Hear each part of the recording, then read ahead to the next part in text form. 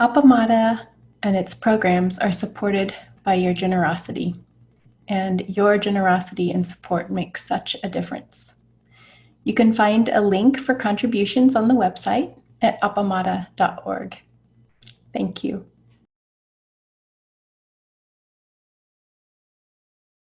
I'm going to actually, I don't have exactly a talk today, but just a reflection on a koan. There's a new book that I've been reading for several months, a new translation, and I'm going to share a screen here in just a moment. A new translation of the Blue Cliff record. I thought I was going to easily get to the I don't know what I just did here. I thought I was easily going to get to the cover. Okay, here's the cover. It's called The Garden of Flowers and Weeds, a new translation and commentary on the Blue Cliff record by Matthew Juksan Sullivan, who lives in Canada. He's a student of primarily Korean Zen teachers, and he has a completely accessible and interesting way of presenting the Blue Cliff record, which is only one of several major koan collections. And he makes a point of saying that it is a literary document. It was created in a society where poetry was valued, where poetry conveyed and reinforced social position, and where connection with the Dharma got mixed up in that. So it's a complex social construct. But what I want to share is this one-page koan, the first case in the Blue Cliff record. The emperor asked Bodhidharma, and I'm leaving it up on the screen. Of course, you can't see it across the Zendo, but I'm going to read it, and then I'll ask for some reflections on it, just to see if anybody has any reactions to the story. It's one of the most famous ones, but it is, in this version, slightly different from other versions I've seen, and I'll talk about some of those differences in a minute. But it goes like this. Emperor Wu of Liang asked Great Master Bodhidharma, "What is the true meaning of the Holy Dharma?" Bodhidharma said, "It is empty, not holy." The emperor asked, "Who is this who stands before me?" Bodhidharma said, "I don't know." The emperor did not understand. Bodhidharma crossed the Yangtze River and departed for the north. Later, the emperor asked Master Baozhi about this exchange. Master Baozhi said, "Does your majesty still not know who that man is?" The emperor said, "I don't know." Master Baozhi said, "He is the great being Avalokiteshvara, transmitting the Buddha's mind seal." The emperor had misgivings. He was going to dispatch a messenger to ask Bodhidharma to return. Master Baozhi said, "Your Majesty, do not think you can fetch him back with a messenger. Every person in the land could go, and he still would not turn around." So I want to ask you just to think about this exchange. It's a very famous exchange. In other versions, I've seen it, the emperor doesn't ask, "What is the meaning of the Holy Dharma?" He asks, "What merit have I earned with my decades of support for Buddhist temples and all the work I've done on behalf of spreading Buddhism in this land of China?" And Bodhidharma says,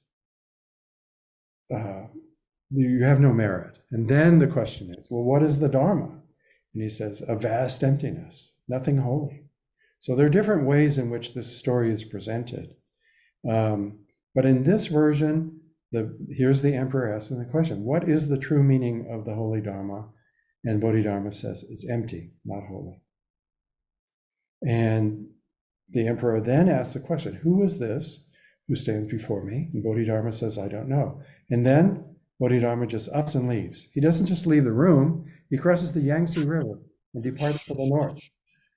He splits out of there. And On the altar at Appamada, there's a white porcelain figure of Bodhidharma with his robes gathered up around him. And it's hard to see, but he's standing on a reed crossing the Yangtze River. So this may be that very moment when he was going to the north and he stood on a reed and crossed this entire gigantic river.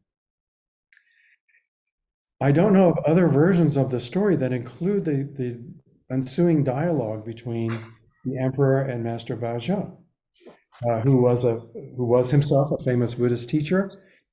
He's not counted as a Zen ancestor, but he's definitely a very important figure in Buddhist schools that were active at the time when Bodhidharma showed up, and a great, a prized advisor to the emperor.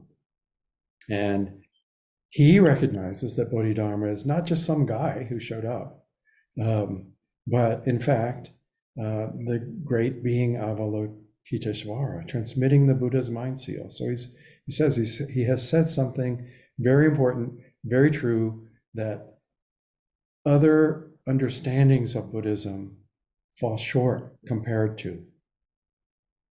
And then the last part, which I don't understand at all. I don't understand why it's important in the story.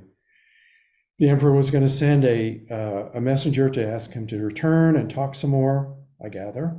And Master Baozhou says, don't think you can fess him back with a messenger. Everybody in the country could go and try and get him to turn around, and it would not affect him.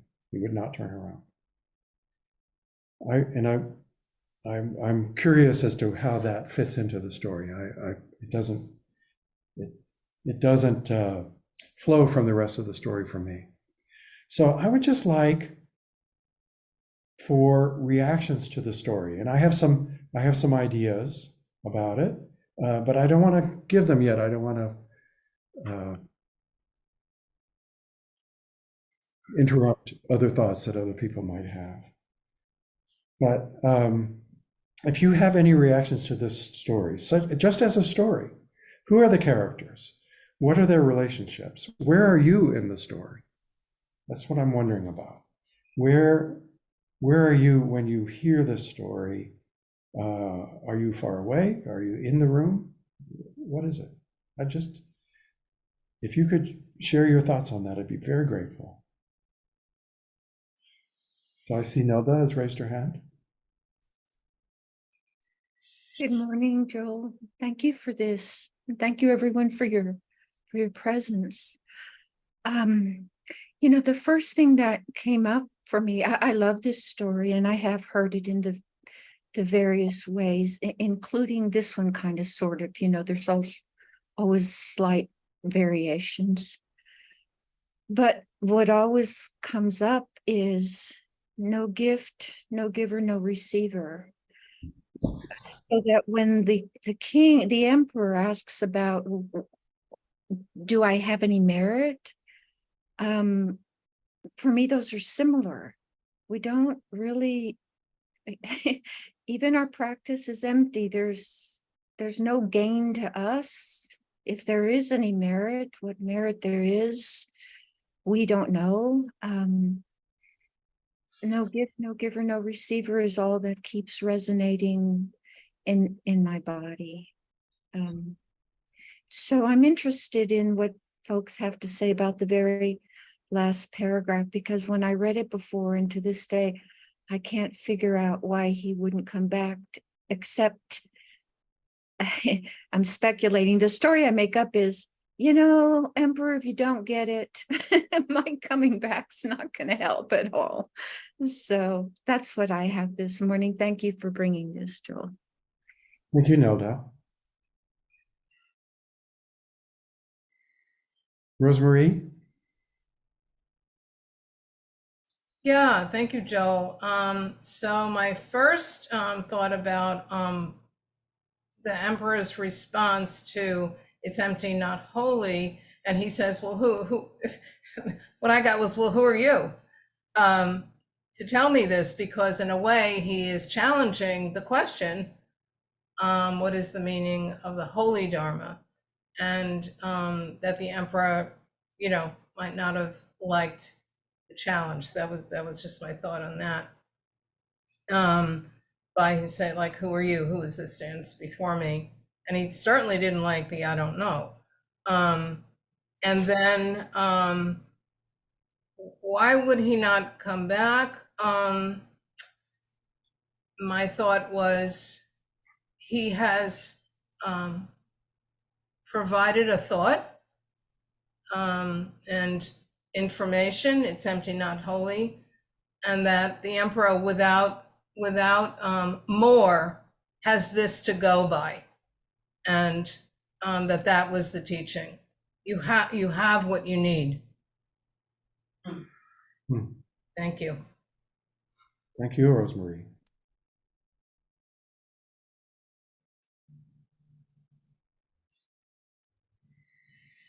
Well, I'm going to give a couple of thoughts. One is that there's a sociology to this story.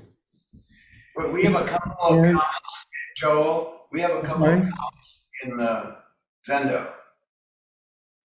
Oh, I'm sorry, I didn't see. So comments from the Zendo? Who will go first? Guys, should I stop sharing so we can see more, or we keep it like this? That's a good idea. Yes. Oh, you have to stop sharing, Joel. Oh, thank you. Stop sharing. Okay. Is it better? So in most koans, it seems that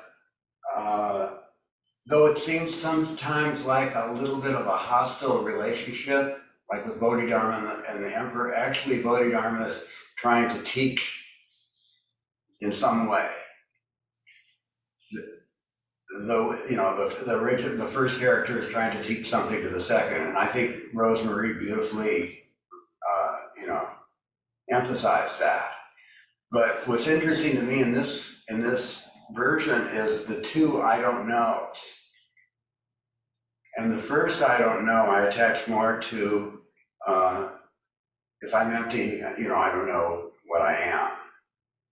And I think the emperor in his I don't know is catching on to something. I think it's of the same depth almost as the first I don't know. And then I love what Rosemary said about the last paragraph being there's nothing more to be said, which is a koan we're working on Monday night, where Buddha gets up on his seat, a little teaching is done, and then he gets down. Nothing more needs to be said. And so it's really beautiful. I haven't seen it before, this translation, and it's really beautiful.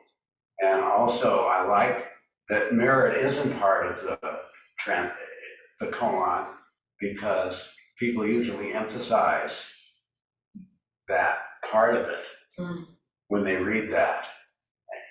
And I really appreciate that you bringing that to us, Joel. Thank you, Ken. Two things, they confuse each other, that kind of thing. Mm-hmm. Just having the one is good. I think I will say I'm going to read Matthew Juksan Sullivan's commentary on this in just a minute, and it's a much different viewpoint than I have had in the past, and you may find it interesting as well. And Thank you.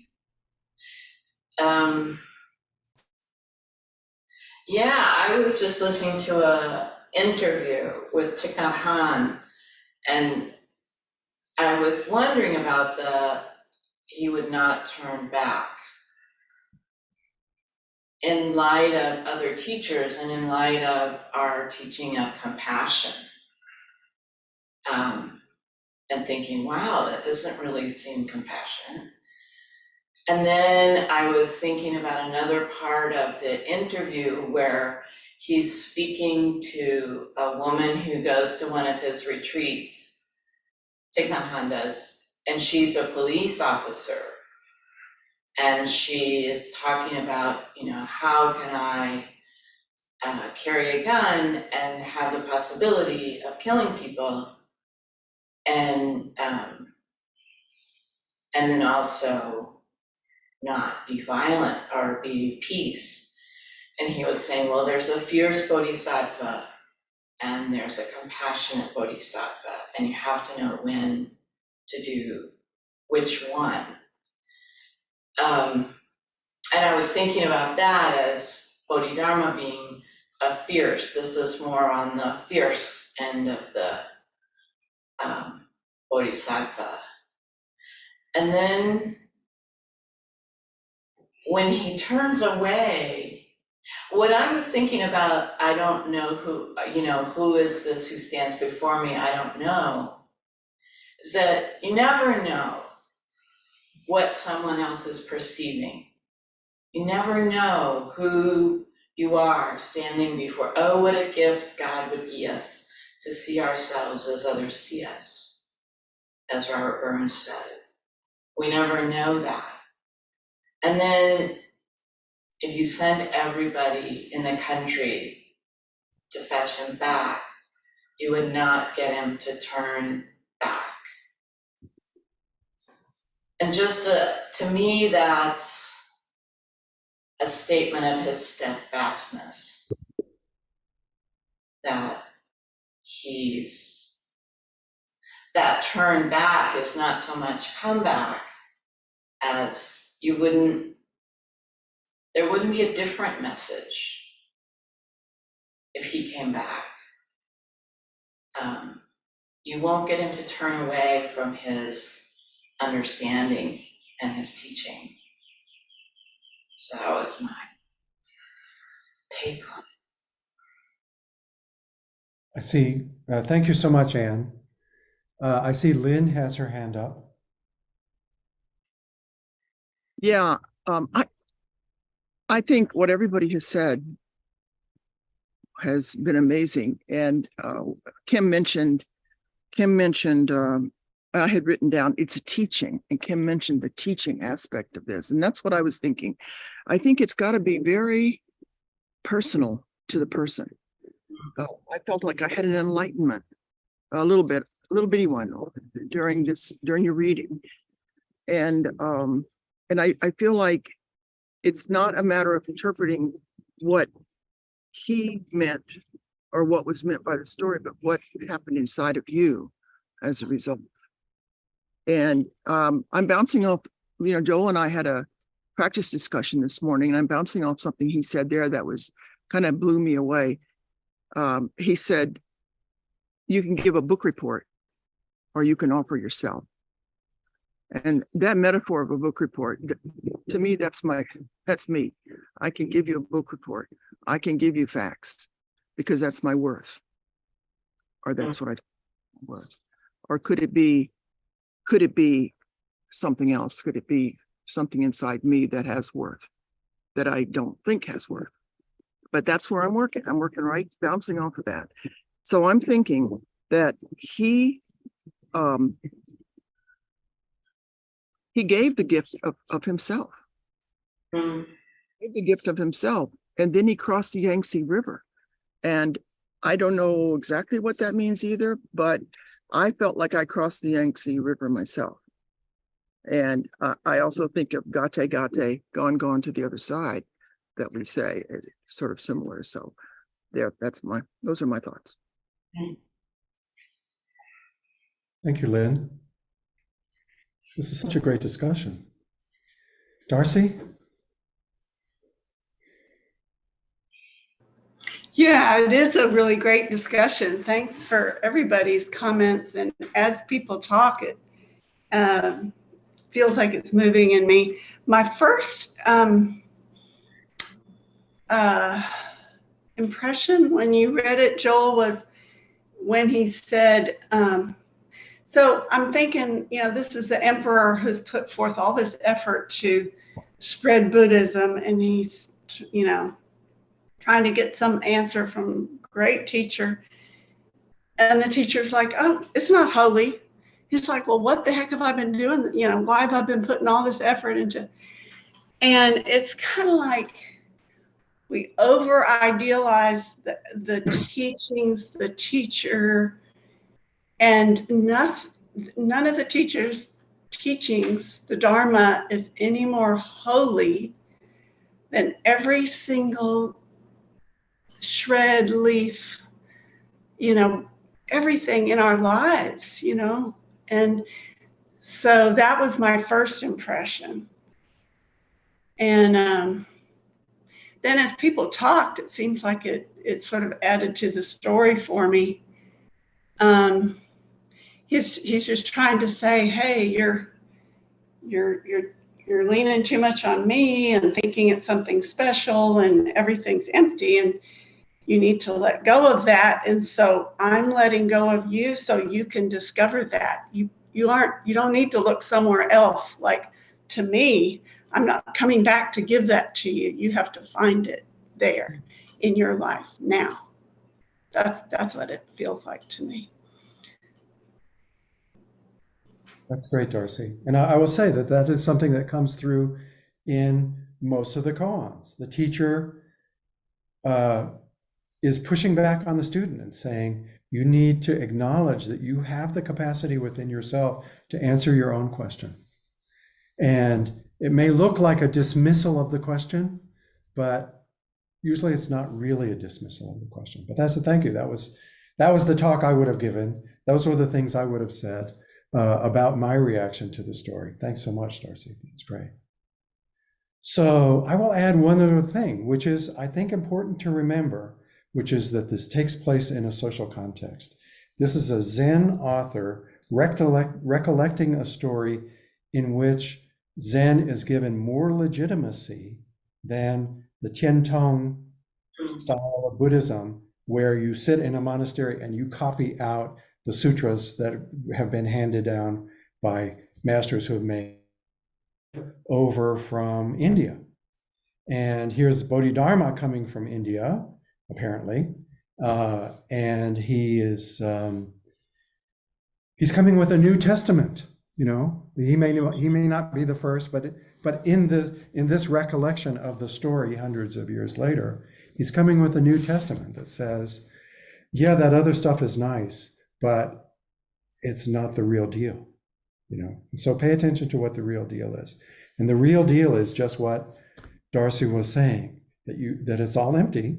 We all have to, if we really pay attention to what the Buddha is saying, are grasping onto our position, our social position as emperor, as servant, etc.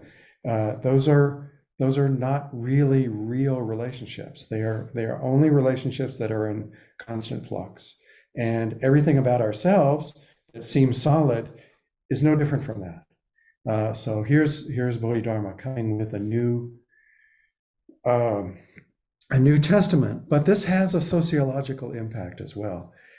Zen monasteries also wanted imperial support and support from noblemen and rich people and stuff. So this is a story which makes it easier to understand why you could support a Zen monastery as opposed to a different flavor of Buddhism, So it's a great teaching story. And unfortunately, it's also kind of a sales pitch,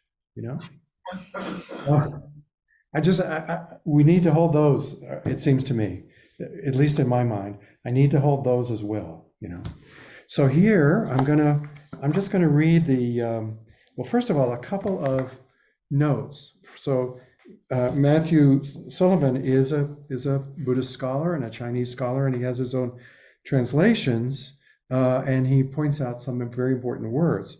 Emperor Wu of Liang asked Great Master Dashi Bodhidharma. In Zen literature, Bodhidharma is usually called Patriarch, Zushu. Here he is called Great Master, Daishi, which was an honorific title bestowed on eminent monks by the emperor or other high officials. By referring to Bodhidharma as Daishi in the very first case, the text seems to link him to the only other individual in the Blue Cliff record to be called by that title, Great Master Ma, who is the koan about Mu is Great Master Ma speaking. And then one other one. Bodhidharma says, it is empty, not holy. Quran, the Chinese word, open, clear, or vast, is not the typical word for emptiness in Chinese. The usual word in Mahayana scriptures, like the Heart Sutra, is kong, vacant, hiatus, like hiatus or gap, or immaterial. Neither Quran nor kong imply absolute non-existence, especially when used by Buddhists. Unlike kong, Quran carries the vivid sense of a bright and sky-like emptiness. It could be also rendered as just clarity or extending boundlessly. So when we read our translations, we use two translations of the Heart Sutra at Appamada. One uses the term emptiness and the other uses the term boundlessness. And this shows how this oscillation between these meanings of that term coming to us from ancient languages continues to evolve and has different meanings. So I want to read the commentary by Matthew Juksan Sullivan. The Blue Cliff Record was suppressed by the imperial authorities in China because they thought this dialogue throws the emperor into a bad light. We witnessed the Emperor Wu of Liang, 464 to 549, he had a long reign, questioning Bodhidharma, the legendary monk who brought the Zen teachings out of India and into China. Everything surrounding this event is a smudge of darkness. Today we possess almost no information about what Zen was like in India, or even whether it existed at all. We don't know if it was really Bodhidharma who founded the Zen sect in China, or what his school looked like in its infancy. Indeed, the historical evidence for Bodhidharma himself is fuzzy. We can guess it's unlikely the dialogue occurred as recorded, since it was first written down in 758, centuries after its participants and witnesses were dead. Despite, or perhaps because of, all the uncertainties surrounding the encounter, it has captured the imagination of Buddhists.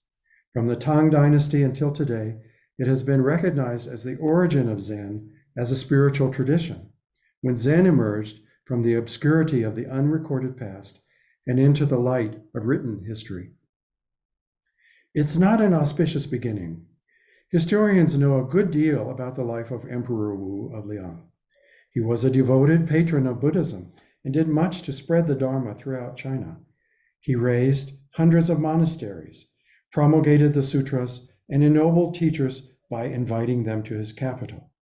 In contrast, Bodhidharma was an unknown foreigner peddling a new teaching, a man so outlandish that even his later adherents would call him the blue-eyed barbarian. And he's usually depicted as with harsh, staring eyes and a very fierce visage. Yet when he was, I'm sorry, that was my aside. I'm going back to the text. Yet when he was granted the privilege of an imperial audience, this nobody seems to pick a fight with the great Buddhist benefactor. The apparent disconnection between Bodhidharma and the emperor has troubled people ever since. Imperial officials disapproved of the dialogue because it seemed to injure the dignity of the throne.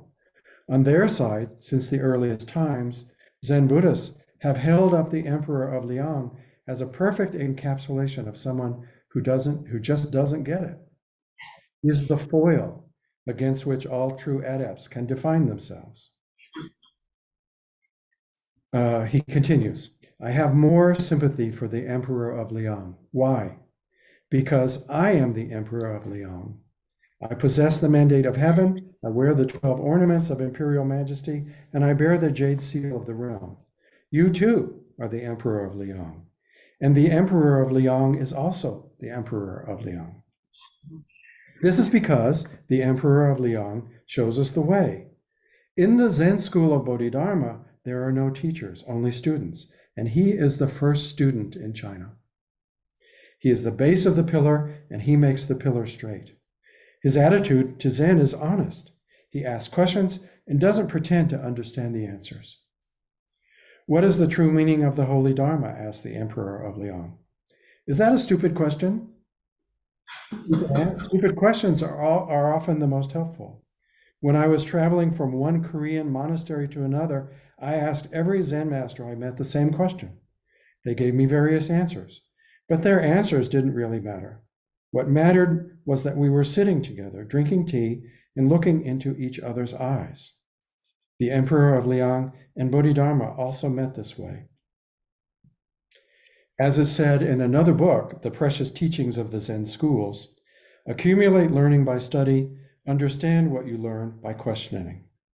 When the emperor asks, "Who are you?" he shows that despite a lifetime of devotion to Buddha's way, he will not take Bodhidharma's teaching on faith. He's not just going along for the ride. Zen students today are told that mind is empty, that form is empty, that all things are empty. But what does this mean? Check for yourself, or not even a personal audience with Bodhidharma can help you. The practice of Zen, and thank you for saying just that, Darcy. The practice of Zen has nothing to do with faith. There is no book and no teaching that you can take at face value. Nothing is fixed. As Bodhidharma says, there's no holiness in it. Yet we all want teachings. The shelves of bookstores are spilling with Buddhist lore, both ancient and modern. On top of that, we now have new places to look for advice, podcasts, apps with built-in libraries of recorded Dharma talks, and videos of famous teachers. I'm always alarmed when I hear or read an exposition of the Dharma and it makes too much sense. Anything that dissolves so easily in your mouth cannot be good for you. Similarly, I'm hesitant about the teachers who make no sense at all. Their words are fragrant with Zen, but the eating is no more nourishing than grass. What you get in the stories of the Blue Cliff Record is different. They seem appealing, but resist understanding. They make you seek for insights that hang just outside your range, like a ripe persimmon dangling over your head. You reach, but can't quite touch it, so you extend your arm further, trying to find an extra inch somewhere in its length, but the fruit remains just beyond your grasp. In fact, it will never be in your grasp. You will never taste it. Feeding you was never the point. This is a stretching exercise. When we stretch for meaning, we do not attain. We say, "I don't know." The Emperor of Liang made no bones about the fact that he had no idea what Bodhidharma was talking about. I don't know is the most important thing a Zen student can think to himself or herself. Both the Emperor and Bodhidharma say it in this case, as Kim pointed out, and that is the true budding of Zen into recorded history. It's called Don't Know Mind. When you experience Don't Know Mind for yourself, you are wearing the slippers of the Emperor. And in that moment, where is Bodhidharma? He has already departed for the north. So, I love that exposition and the way that he turns that around, that we feel, if you're like me, pardon me for saying we at the beginning, if you're like me, you may feel that there is a clear hero in the story, a clear foil that the hero is teaching. But what Matthew Juksan Sullivan does is to show that that's one reading, but not the only reading, and perhaps not the best reading. That in fact, what opens everything up to us as students is the mutual exploration that can come with not settling for an easy answer, not relying on authority, as the Buddha told the Kalamas, thank you. My favorite sutra, and I can't remember the name of it. Don't go by authority. Don't go just because it's written down. Test it out for yourself. And so this is a reading of this famous koan, which points to this necessity for all of us. And it shows the necessity for us of our community and what we share with each other. So, thank you. I invite any further comments. And not seeing any, I ask that we now go to our closing. Thank you, Rosemary, for being monitor today and for enabling everything that we do in connecting together this way.